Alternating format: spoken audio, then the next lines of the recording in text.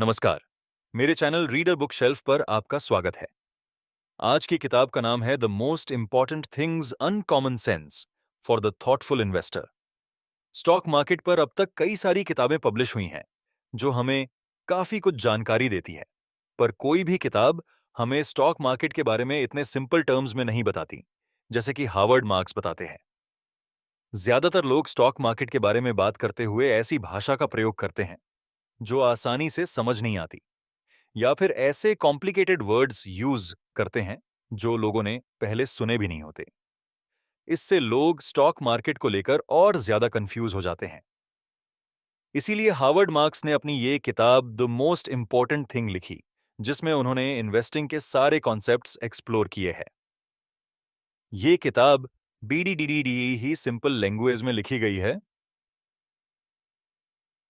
इसीलिए इसमें दिए सारे कॉन्सेप्ट्स इजीली समझ आ जाते हैं जो लोग स्टॉक मार्केट में किस्मत आजमाने चाहते हैं पर इस फील्ड की उन्हें कोई नॉलेज नहीं है, तो उनके लिए ये किताब एक बेस्ट गाइड है। यही नहीं, ये उन इन्वेस्टर्स के भी बेहद काम आएगी जो फिर से इन्वेस्टिंग के बेसिक्स सीखना चाहते हैं। ये समरी किस किस को पढ़नी चाहिए? Who should read this summary? Investors investors, entrepreneurs entrepreneurs, business students, aspiring investors author के बारे में। About the author, Howard Marks Oaktree Capital Management के चेयरमैन और को फाउंडर है, जो कि 7 बिलियन वर्थ की एक इन्वेस्टमेंट फर्म है। हार्वर्ड ने व्हार्टन स्कूल से फाइनेंस में डिग्री ली है और यूनिवर्सिटी ONF शिकागो से अकाउंटिंग और मार्केटिंग में MBA किया है। उनकी ये किताब the most important thing illuminated 2013 में पब्लिश हुई थी, जो कि मार्क की 2011 में पब्लिश किताब का ही एक अपडेटेड वर्जन है। इंट्रोडक्शन, क्या आप इन्वेस्टिंग की फील्ड में अभी नए नए हैं या फिर इस फील्ड में काफी लंबे समय से होने के बावजूद अभी तक आपको अच्छे रिजल्ट नहीं मिल पाए हैं? इससे पहले कि हम इन्वेस्टिंग की फील्ड में मोस्ट इंपॉर्टेंट थिंग की चर्चा करें, आप पहले यह समझ लो, अचौंध लो, कि यहां हम किसी एक आइडिया या कॉन्सेप्ट की बात नहीं कर रहे हैं। मोस्ट इंपॉर्टेंट थिंग उन ब्रिक्स यानी आइंटों की तरह है जिन्हें हम इकट्ठा करके इन्वेस्टिंग की फील्ड में एक बेहद मजबूत दीवार बनाने के लिए इस्तेमाल करेंगे। इन्वेस्टिंग कोई आसान काम नहीं है, इसलिए यह मत समझिए कि यह किताब आपको इन्वेस्टिंग पर कोई शॉर्टकट या कोई जादुई ट्रिक बताने वाली है जो आपको रात रात सक्सेस दिला दे। बल्कि इस किताब का मेन गोल है आपको यह शो करना कि इन्वेस्टिंग बेहद कॉम्प्लेक्स सब्जेक्ट है और कैसे आप उन चैलेंजेस को पार कर सकते हैं जो इन्वेस्टिंग के दौरान पेश आती है। इस किताब में आपको वो सारी फंडामेंटल जानकारियां दी जाएंगी जो इन्वेस्टिंग शुरू करने से पहले आपको मालूम होनी चाहिए। इसे पेयर कर आप ये भी सीखोगे कि एक ग्रेट इन्वेस्टर इस फील्ड में सक्सेस पाने के लिए किस तरह का माइंडसेट लेकर चलता है। साथ ही इस किताब में आप ये भी पढ़ोगे कि सक्सेसफुल इन्वेस्टिंग की राह में एक ही बड़ा रीधा दुश्मन है, जो है रिस्क। रिस्क के बारे में हम किताब में डिटेल में चर्चा करेंगे ताकि आप समझ जाओ कि रिस्क कितने टाइप के होते हैं, उन्हें कैसे पहचानें और कैसे उन्हें कंट्रोल किया जाए। आप ये भी पढ़ोगे कि ये रिस्क आते कहां से है और इनके पीछे कौन कौन से मुख्य कारण हैं। द मोस्ट इंपॉर्टेंट थिंग कोई गोल्डन रेसिपी नहीं है जिसे इन्वेस्टर यूएस करके तुरंत सक्सेसफुल बन जाएगा। ये किताब आपको सही डिसीजन लेने में मदद करेगी और साथ ही आपको उन खतरों से भी सावधान करेगी जिनके जाल में बहुत से लोग फंस जाते हैं। सेकेंड वे लेवल बस से सेकेंड लेवल थिंकिंग। किसी भी रीजनेबल इन्वेस्टमेंट अप्रोच की सबसे अहम पहचान है इन्वेस्टर का एडैप्टिव और इंट्यूटिव होना, ना कि रोबोटिक और फिक्स्ड होना। क्योंकि इन्वेस्टिंग में हमेशा एक गोल रखो कि आपको बाकियों से बेहतर बनना है, ये नहीं कि आप भी बाकियों की तरह सेम लेवल पर रहो और उसी में खुश रहो। तकरीबन सारे इन्वेस्टर्स पढ़े लिखे लोग होते हैं, इसीलिए अपनी अलग पहचान बनाने का कोई तरीका ढूंढो। खुद की अलग पहचान होने के भी अपने फायदे होते हैं। कुछ ऐसा करो जो बाकी ना कर रहे हो, जो करो औरों से हटकर करो। आपका बिहेव भी डिफरेंट होना चाहिए। ये तो आप जानते ही हैं कि इन इन्वेस्टिंग दिमाग लगाने का खेल है, दूसरों से ज्यादा एफिशिएंट होने का खेल है। अपनी सोच में कुछ अलग बात होनी चाहिए। इन्वेस्टिंग में दो टाइप की थिंकिंग चलती है, फर्स्ट लेवल थिंकिंग और second level thinking. First level thinkers हमेशा आसान और सिंपल जवाब तलाशते हैं, वही सेकंड लेवल थिंकर्स जानते हैं कि इन्वेस्टमेंट सिंपल तो बिल्कुल भी नहीं है। लोग आपको क्या डिफरेंट चीजें बताएंगे, ये उनके एजेंडा पर डिपेंड करता है। जैसे एग्जाम्पल के लिए ब्रोकरेज फर्म आपको ये यकीन दिलाने की कोशिश करेंगे कि सिर्फ $10 पर ट्रांजैक्शन पर भी लोग इन्वेस्ट कर सकते हैं। यानी इन्वेस्टमेंट इतनी सिंपल चीज है कि हर कोई इन्वेस्टर बन सकता है। अब वही म्यूचुअल फंड मैनेजर्स आपको ये यकीन दिलाएंगे कि इन्वेस्टिंग बीडीडीडी ही कॉम्प्लिकेट चीज है और वो इसके एक्सपर्ट्स है, इसीलिए उनकी सलाह के बिना आप इन्वेस्टमेंट कर ही नहीं सकते, इसलिए अपने पैसे भी उन्हें दे दो और उन्हें फीस भी दो। फर्स्ट लेवल और सेकंड लेवल थिंकर्स कैसे काम करते हैं, इसे और डिटेल में जानने के लिए हम एक एग्जाम्पल के जरिए समझने की कोशिश करेंगे। जब भी कोई अच्छी कंपनी अच्छी परफॉर्मेंस देना स्टार्ट करती है और पॉपुलर होने लगती है, तो फर्स्ट लेवल थिंकर्स यही सोचेंगे कि चलो इस कंपनी के स्टॉक्स खरीद लेते हैं क्योंकि ये काफी प्रॉफिटेबल इन्वेस्टमेंट लग रही है। हालांकि second level thinkers different way में सोचेंगे। वो सोचेंगे कि क्योंकि हर कोई इस कंपनी के स्टॉक्स खरीद रहा है, तो कंपटीशन भी बीआरएच जाएगा और स्टॉक्स वैल्यू भी आज नहीं तो कल गिर ही जाएगी। और यही बेस्ट टाइम होगा जब स्टॉक्स खरीदे जाए। जब किसी कंपनी की ग्रोथ लो होती है और इन्फ्लेशन लगातार बीआरएच रही हो, तो फर्स्ट लेवल थिंकर्स लॉस ये सोचकर अपने स्टॉक्स बेचना चाहेंगे कि कहीं उन्हें लॉस ना हो जाए। जबकि सेकंड लेवल थिंकर्स इसके अपोजिट कम प्राइस में एसेट्स खरीदते रहेंगे, चाहे बेशक मार्केट में हर कोई पैनिक कर रहा हो। First level thinkers straight forward और आइडियलिस्टिक होते हैं। ये वो लोग होते हैं जो हमेशा इन्वेस्टिंग करते वक्त मेजोरिटी की तरफ देखते हैं, यानी जो सब कर रहे हैं वही ये भी करते हैं। ये खुद कोई रिसर्च नहीं करते, बल्कि बीडीडीडी ही जल्दी दूसरों की ओपिनियन और प्रिडिक्शन पर भरोसा कर लेते हैं। यहां एक चीज हम शेयर करेंगे, अगर आप भिड्डास में अलग पहचान बनाते हो और हाईएस्ट रिटर्न्स अचीव कर रहे हो, तो आपको कभी भी दूसरों की देखा देखी सेम चीज नहीं करनी चाहिए। क्योंकि सेकंड लेवल थिंकर्स यही करते हैं, वो हमेशा पहले सिचुएशन को एनालाइज करते हैं और उसके बाद कुछ भी डिसाइड करने से पहले दिमाग में एक बीडीडीडी थी पिक्चर रखकर सोचते हैं। एक सेकंड लेवल थिंकर को बेस्ट डिस्क्राइब करें तो हम यही बोलेंगे कि वो औरों से अलग होता है और बेटर होता है। कई लोग सोचते हैं कि कोई भी ग्रेट और पावरफुल इन्वेस्टर बन सकता है, लेकिन ऐसा नहीं है। एक ग्रेट और सक्सेसफुल इन्वेस्टर बनने की काबिलियत हर किसी में नहीं होती।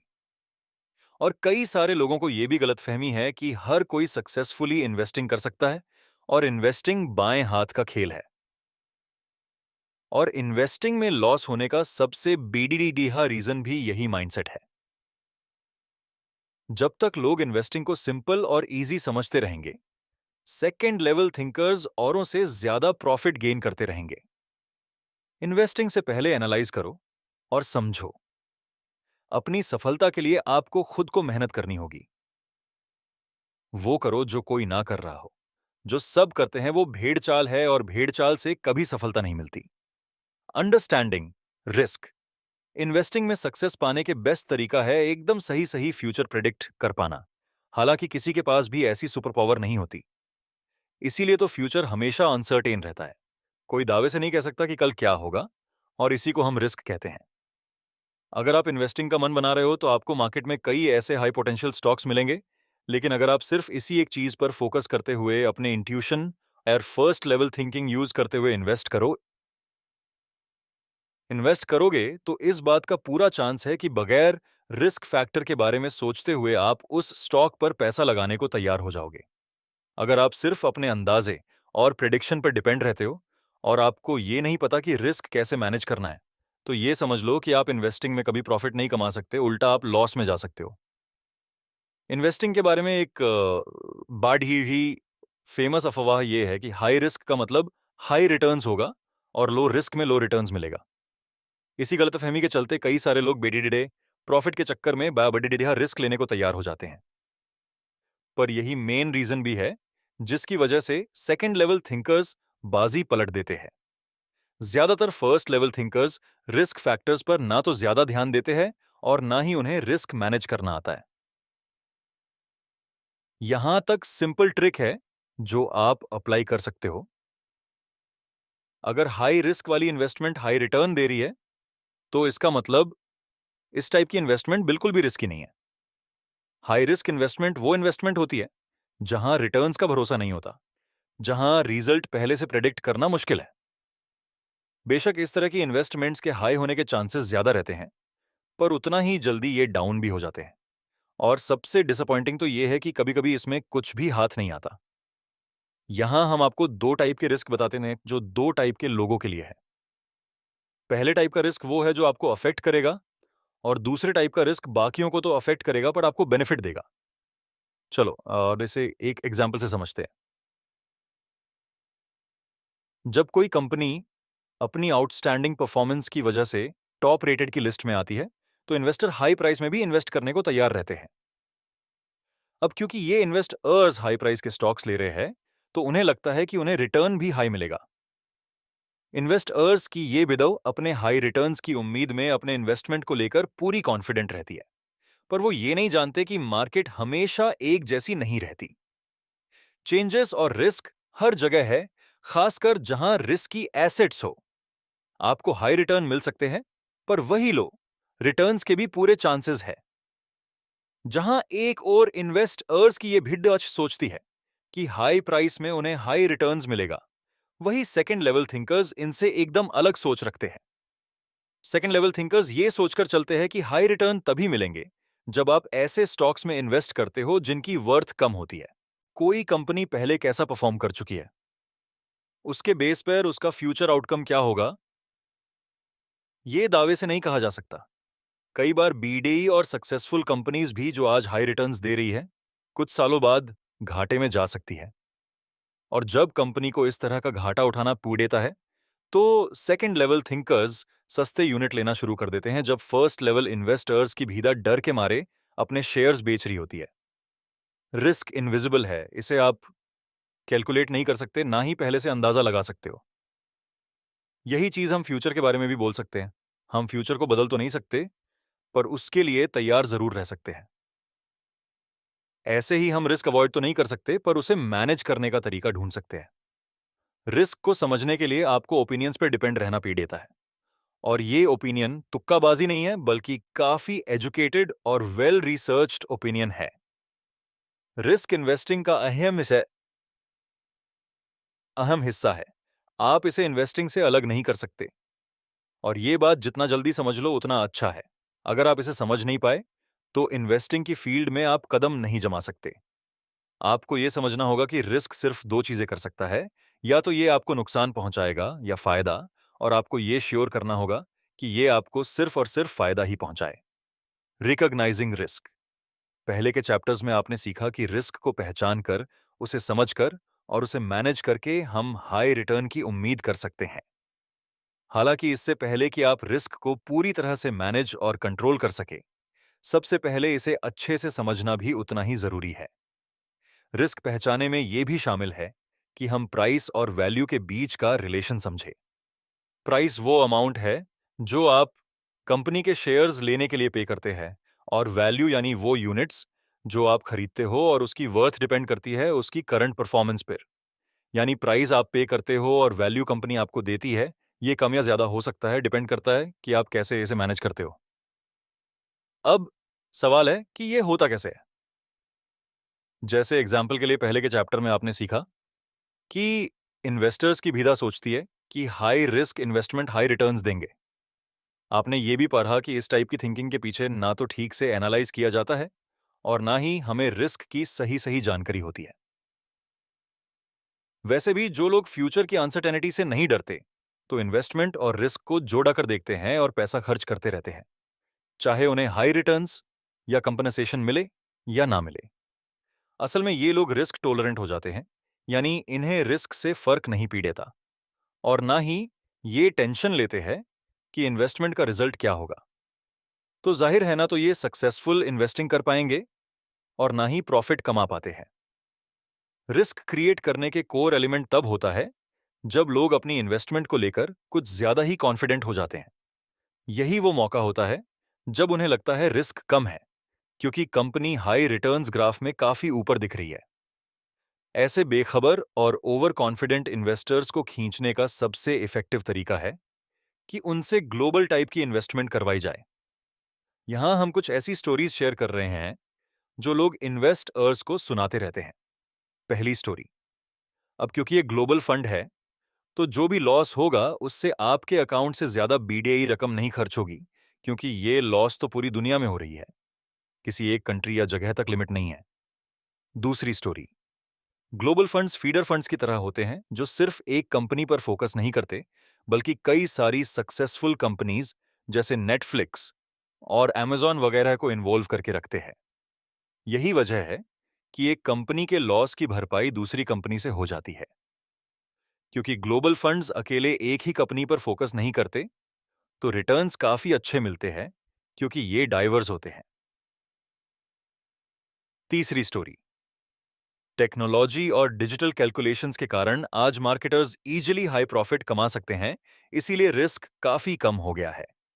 अब यहां मेन पॉइंट है कि ये सारे फैक्टर्स जरूरी नहीं है कि सच हो और सिक्योर इन्वेस्टमेंट की गारंटी देते हो। रिस्क फैक्टर को हम पूरी तरह कभी नकार नहीं सकते कि खासकर इस टाइप की इन्वेस्टमेंट में। एक बार सिंगल इन्वेस्टमेंट अपना रिस्क कम कर भी देगी, तो दूसरी इन्वेस्टमेंट हाई रिस्क की होगी। इन्वेस्टमेंट कभी एलिमिनेट नहीं होती, सिर्फ ट्रांसफर हो जाती है। ये भ्रम जो लोगों को सोचने पर मजबूर करता है कि रिस्क कम है, दुनिया को ज्यादा रिस्क से भरा बनाता है। जबकि सच्चाई ये है कि डर, चिंता, शक और अनसर्टेनिटी, ये सब वो इंपॉर्टेंट फैक्टर्स हैं जो हर सक्सेसफुल इन्वेस्टिंग में आपको फेस करने पड़ेंगे। ठीक ऐसे ही जैसे कि खतरा होने पर हमारी बॉडी और माइंड का रिएक्ट करना एकदम नेचुरल बात है। चिंता, डर और परेशानी हमें बेहतर डिसीजन लेने में हेल्प करते हैं, जैसे कि रिस्की लोन्स अवॉइड करना। ये आपको अनफेवरेबल इन्वेस्टमेंट करने और बिजनेस में लॉस होने से भी बचाता है।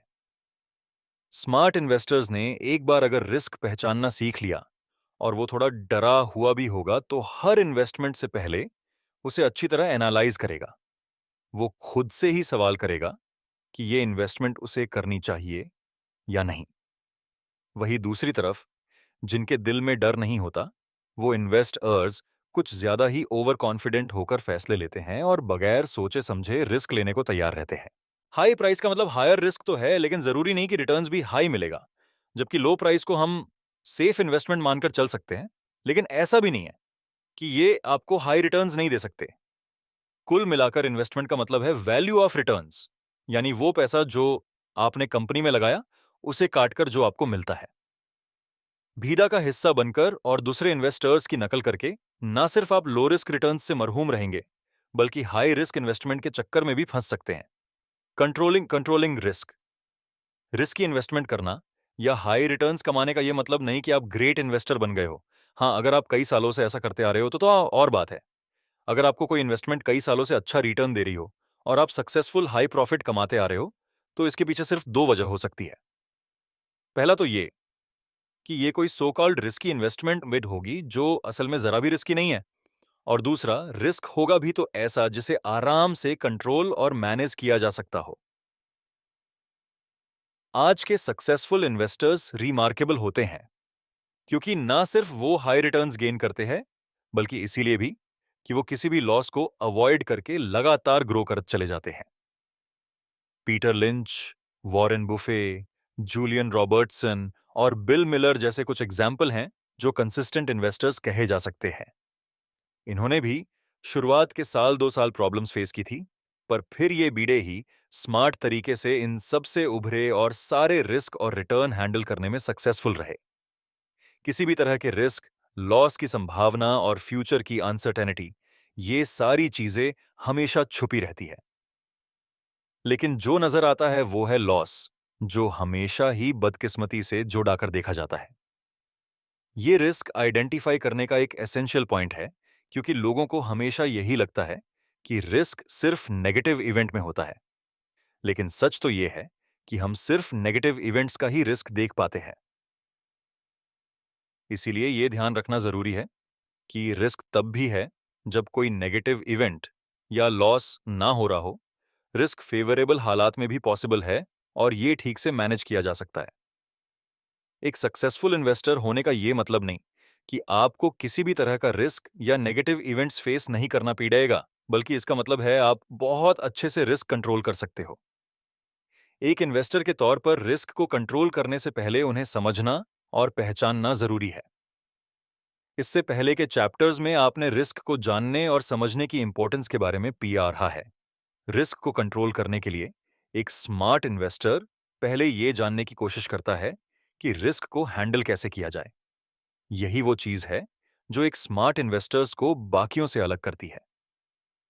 अब जैसे इंश्योरेंस कंपनी का ही एग्जाम्पल लेते हैं। क्या आप जानते हैं इस तरह की कंपनियां प्रॉफिट कैसे कमाती हैं, जबकि उन्हें पता है कि इंश्योरेंस लेने वाले लोग कभी भी मर सकते हैं? किसी भी बिजनेस को स्टार्ट करने से पहले यह जान लेना बेहद जरूरी है कि उससे सोसाइटी को क्या फायदा होगा। क्यों लोग कोई एक खास कंपनी चूज करते हैं जबकि उन्हें पता है कि उन्हें इससे कुछ मिलने वाला नहीं है। इंश्योरेंस कंपनीज जानती है लोग आज नहीं तो कल मरेंगे ही मरेंगे, तो उन्होंने इस रिस्क को अच्छे से समझने बूझने के बाद इस पर ही अपना पूरा बिजनेस खौडिया कर दिया। उन्होंने रिस्क एनालाइज किया, तभी तो उनके पास मेडिकल फील्ड के लोग हैं जो एप्लीकेंट की हेल्थ के बारे में जानकारी जुटा लेते हैं। ये कंपनीज एज, जेंडर, प्रोफेशन, यहां तक कि लोकेशन के बेस पर लोगों को शामिल करते हैं और ये भी श्योर कर लेते हैं कि कहीं इनका कोई क्लाइंट पहले से बीमार या मरने वाला तो नहीं है। सेम यही मेथड सक्सेसफुल इन्वेस्टर्स और कंपनीज फॉलो करती है। पहले वो जानने की कोशिश करते हैं कि रिस्क ये रिस्क क्या है, और वो इस बात से वाकिफ होते हैं कि उन्हें किस तरह का रिस्क उठाना है। फिर वो ऐसे प्रोफेशनल हायर करते हैं जो इन्वेस्टमेंट एनालाइज करके ये पता कर सके कि वो पर्टिकुलर रिस्क हैंडल किया जा सकता है या नहीं। सक्सेसफुल इन्वेस्टर्स अपनी इन्वेस्टमेंट डाइवर्स यानी डिफरेंट सेक्टर्स में पैसा इन्वेस्ट करते हैं। आपने वो कहावत तो सुनी होगी, don't put all your eggs in a single basket. बस यही वो सीक्रेट है जो स्मार्ट इन्वेस्टर्स अप्लाई करते हैं। अपना सारा पैसा एक जगह इन्वेस्ट करने की गलती कभी मत करो। इन्वेस्ट तभी करो जब 100% प्रॉफिट की गारंटी हो, ताकि रिस्क भी उसमें कवर हो जाए। यही मेन गोल है कि ऐसी इन्वेस्टमेंट करो जो रिस्की बेशक हो मगर पूरा रिटर्न दे, वो भी कम प्राइस में। वैल्यू और वर्थ का रिलेशन हमेशा ध्यान में रखकर ही इन्वेस्ट करो। दरअसल रिस्क अवॉइड करने और रिस्क कंट्रोल करने के बीच बहुत बढ़िया फर्क है। जब हम रिस्क कंट्रोल करने की कोशिश करते हैं तो हम इनकम या एसेट्स को लॉस होने से रोकते हैं, जबकि रिस्क अवॉइड करने का मतलब है कि हम हाई रिटर्न्स और इन्वेस्टमेंट्स भी अवॉइड कर रहे हैं। रिस्क कंट्रोल एक ऐसी चीज है जिसे हम पेशेंस के साथ कई सालों के अनुभवों के बाद ही सीख पाते हैं, और इसमें एग्रेसिवनेस से काम नहीं चलता, बल्कि सब्र रखना पीड़िता है। आजकल ज्यादातर इन्वेस्टर्स जल्दबाजी में गलत फैसले लेते हैं, जिसकी वजह से उन्हें हार का मुंह देखना पीड़िता है। इसीलिए इस फील्ड में सिर्फ गिने चुने लोग ही सक्सेसफुल हो पाते हैं। और ये समझ लो कि जिस दिन आप रिस्क कंट्रोल करने के आर्ट में माहिर हो गए, आप उन गिने चुने लोगों में शामिल हो जाओगे जो इस गेम के खिलाड़ी हैं। कंक्लूजन। उम्मीद है इस किताब से आपने वो तमाम जानकारियां हासिल कर ली होंगी जिनकी जरूरत आपको इन्वेस्टिंग की यात्रा शुरू करने से पहले पेड़ आएगी। आपने इस किताब में पेयरहा कि first level thinkers religious thinkers से भरी इस दुनिया में आपको उन गिने चुने सेकंड लेवल थिंकर्स में से बनना है, जो खतरों को एनालाइज करके सोच समझने के बाद ही इन्वेस्ट करते हैं जब उन्हें खुद पर पूरा कॉन्फिडेंट होता है। इस किताब से आप ये भी जान चुके होंगे कि रिस्क हमें किस तरह से अफेक्ट करते हैं, या फिर कैसे दूसरों को अफेक्ट करके हमें फायदा पहुंचा सकते हैं। आपने ये भी पीआरएच लिया होगा कि किसी भी तरह के रिस्क को पूरी तरह समझने के लिए आपको प्राइस और वैल्यू के बीच का रिलेशनशिप पता होना चाहिए। इसलिए जरूरी है कि हमेशा ऐसी कंपनीज में इन्वेस्ट किया जाए लो प्राइस में हाई रिटर्न्स देती है। इस किताब में आपने ये भी सीखा कि रिस्क कंट्रोल से पहले उन्हें जानना और समझना जरूरी है। एक बार अगर आप रिस्क हैंडल करना सीख गए तो उसके बाद आप इन्वेस्टिंग में कभी धोखा नहीं खाओगे। द मोस्ट इंपॉर्टेंट थिंग का मतलब है, जो कुछ अब तक आपने सीखा है उसे प्रैक्टिकल में अप्लाई करो, तभी कोई फायदा होगा। हम में से ज्यादातर लोग सक्सेसफुल बनना चाहते हैं, पर हमें रातों रात सक्सेस चाहिए होती है, और कई लोग तो इसके लिए शॉर्टकट या आसान रास्ते भी अपनाने को तैयार हो जाते हैं। पर यह भी एक बेडिया सच है कि कोई भी आज तक एक रात में करोड़पति नहीं बना है। जितने भी सक्सेसफुल लोगों को आप जानते हो, उन्होंने इतना सारा पैसा एक दिन में नहीं कमाया, बल्कि कई सालों की मेहनत और सूझबूझ से इन्वेस्टिंग करने के बाद ही उन्हें सफलता हासिल हुई है। फंडामेंटल सक्सेसफुल बनने के लिए भी इंसान में बेड़ई हिम्मत होनी चाहिए और सबसे जरूरी है एक right mindset.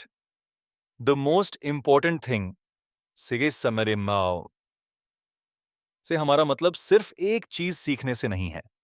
The most important thing important thing यानी सारी इंपॉर्टेंट चीजों को साथ में रखना और अपनी लाइफ को सक्सेसफुल बनाने की प्लानिंग करना।